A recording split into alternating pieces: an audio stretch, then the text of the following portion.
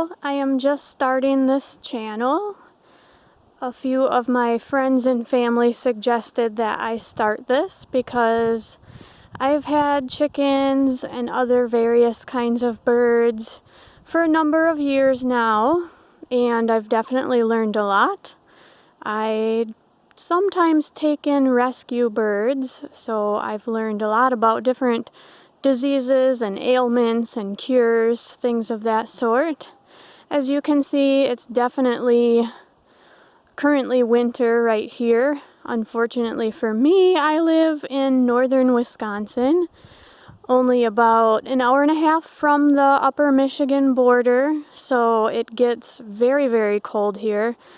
Can get negative 20s or worse for days or even weeks at a time.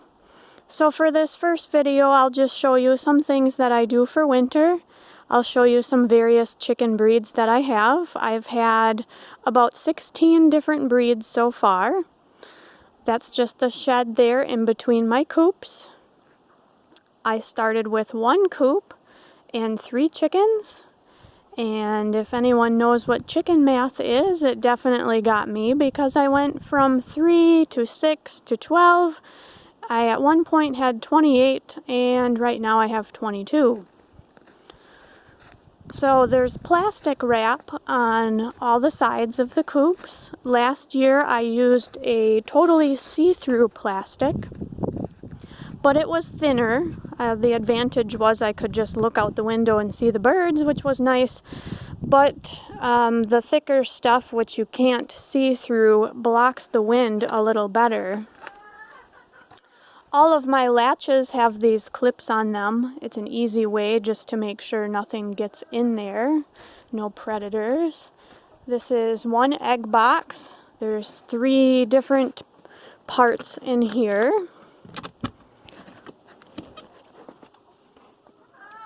3 different ones. And there's a chicken right now. That little lady is half Phoenix, half Bantam Dominique. And when you mix breeds like that, some become auto-sexing, which means you can tell what they are when they hatch by their color, whether they're male or female. Second coop, again, more clips, latches on the windows. Windows are very important for ventilation.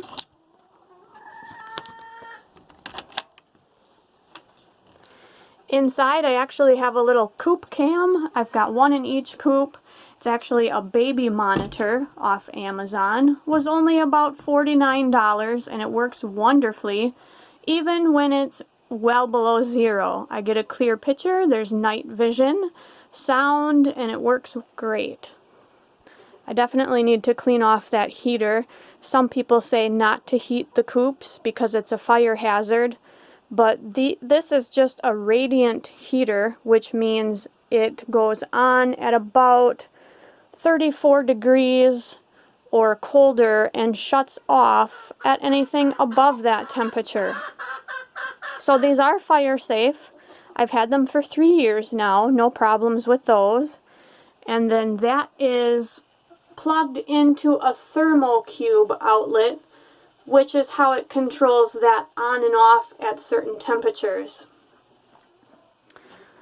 I have some little curtains on the egg boxes. I suppose not everybody does that, but the chickens like it because it's more private in the egg boxes.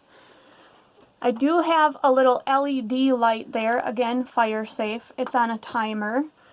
Some people will light the coops in winter time because then the chickens will lay more eggs. I used those lights last year. I have not used them this year because I think the chickens could probably use a break from the egg laying. And when they are all laying, I get probably about 10 to 12 eggs a day, which is much more than we need anyways. Again, another clip with a latch. Hi, Ruby.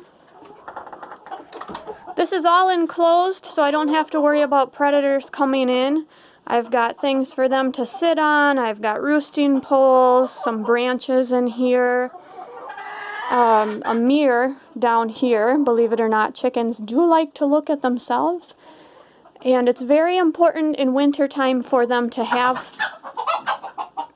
things to do, because if they get bored in the wintertime, they could start pecking at one another. Worst case scenario, they might actually pull feathers out of one another, things like that, which you don't need, and then they would be colder too, obviously. And then up here I have one of those seed block wire things. I put treats in there and I hang it so they can peck at the treats. A lot of different breeds down there. That guy in the middle is a silky rooster, buff colored. At one time I had 3 roosters, but I've found that when I have more than 2, then I see some of the fighting going on. This is what I do with my water. I'm very lucky to have outlets that my husband put in connected to these coops. So at first I struggled with water freezing, again because it's so cold here. But the best thing that I have found is to take one of the heated bases and put a cookie tin lid on the top. And then I just use the same waterers that I use in summertime. The purpose of the metal tin lid is so that the plastic isn't touching this and getting too hot. It works great. I did try other methods and the water was freezing over. And with this method, it's been this year probably as cold as, I'd say -23. And no ice in the water at all. And then these are the ramps here connected to the inner part of the coops. This here was a Heritage Rhode Island Red. And I'll go a little closer here. Standing next to her is a production Rhode Island Red. The difference between those two is production birds, even though they're both called Rhode Island Red, production birds were bred to lay as many eggs as possible, and then most people just end their lives and eat them. We don't here. These are all pets. They all have names and so on, but so the production birds can have a short lifetime sometimes because they're prone to egg-laying problems, as they're just built to put out so many eggs all the time. I did have 2 of those. One did die due to internal egg-laying, which is where they lay the eggs over and over again but can't pass them. That often leads to some infections in the oviduct, and I could not cure that bird, unfortunately. The heritage ones here are a darker, more mahogany color, more broad-bodied, and they do have less issues generally, and they do live a little longer. I've got 2 of those. This here is a Bantam Dominique, which was, like I said, half of what my one in the coop was. This is Minnie. That is a couple of silkies back there, a black one and a splash one, which is white with different colors in it. Here we have a Wyandotte. That's Penny. Some more silkies down there.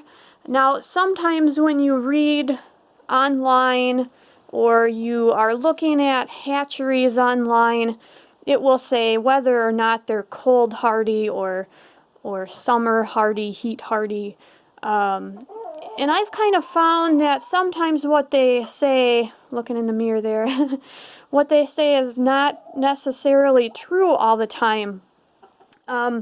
You might commonly read that silkies, like this one here, are not cold hardy because their fluffy feathers have a lot of air gaps in them. But I've actually found that my silkies do better some of my other birds in the cold. These Wyandottes are great in the cold because they're so fluffy and insulated with those feathers. But on the flip side, I've had issues with these guys sometimes when it's really super hot out. But again, where I live, we don't have much of that. So, yeah, in the heat, sometimes I'll see them panting and things like that. And I was, at first, putting ice cubes in the water to try to cool them down. But I actually just read an article. Everybody wants to get away from me. I just read an article about somebody who had some chickens in really high temps. I think it was like almost in the 100s where they were. They put ice water out, and the chickens drank too much too fast, and the temperature change within their body caused them to have a stroke or a heart attack. So what I'm going to do this coming summer when it's super hot is I'm just going to put out some chilled yogurt, some cooler water, and not use the ice cubes. I used to use frozen berries as well. I'm just going to chill them now so I don't have the possibility of anything bad happening there. Right there, that is a colored egg layer, an Easter egger. As well as that one right there. Those lay blue eggs. That is also a mixed bird right there. That is half silky, half phoenix. So that black bird there, behind that other one, she has 5 toes. Well, that's what we call her actually, is 5 toes. She has 5 toes like a silky and a little tiny head poof on top, but she has the feathers of a phoenix.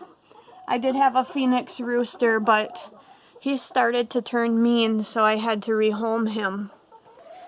He started attacking my daughter from behind, so it was not a good situation. Again, we don't kill our birds. I just rehome them. Again, I've taken in some rescue birds and things like that, so in future videos, I'll talk about the different ailments that I've seen and treatments that have worked for me here.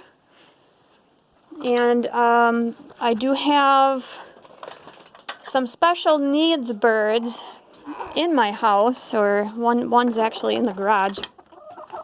So I will cover that in a future video also, talking about special needs birds, things that, you know, like crossbeaks and things like that, and tips for what to do about that.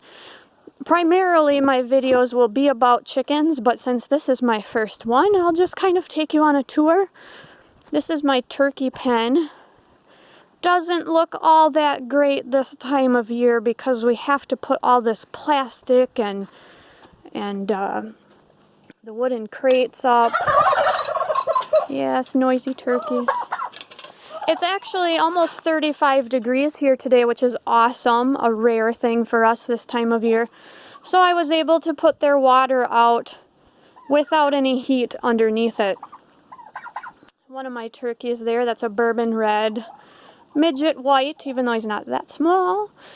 Black turkey there, buff turkey, and a, what is that called? I forgot. Blue slate. He's a blue slate turkey. I've got one little peacock. I hope to get her another little peacock friend in the near future here, but the breeder that I get some of my birds from only had one little peacock at the time, so that's why currently I just have one. I use the clips on these doors too here. So thank you for watching, and next video I will cover some other things as far as chicken health goes. Have a great day. Thank you.